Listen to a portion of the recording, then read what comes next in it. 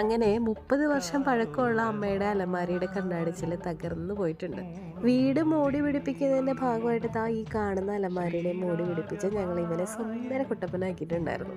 ഈ സുന്ദര കുട്ടപ്പൻ പക്ഷെ കുറേ നാളായിട്ട് പുറത്ത് കിടന്ന് വെയിലും കാറ്റും മഴയും ഒക്കെ കൊണ്ടുകൊണ്ടിരിക്കുകയായിരുന്നേ.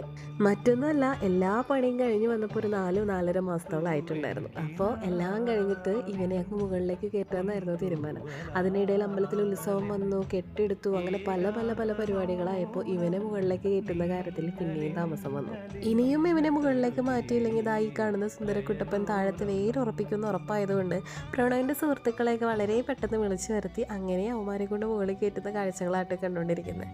അങ്ങനെ എടുത്തു വെക്കുന്നതിൻ്റെ ധൃതിയിലാണ് 30 വർഷത്തോളം പഴക്കമുള്ള അമ്മയുടെ അലമാരയുടെ കണ്ണാടി ചില്ല് തകർന്നു പോയേട്ടോ. അതിലൊരു ചെറിയ വിഷമമുണ്ടെങ്കിലും ഇനിയും നമുക്ക് ചില്ലായതുകൊണ്ട് പിന്നീട് ഇടാലോ എന്നുള്ളൊരു ആശ്വാസത്തിൽ നമ്മൾ അവനെ മുകളിലേക്ക് കയറ്റി. അതിലേക്ക് കുറേ സാരി കുഞ്ഞുങ്ങൾ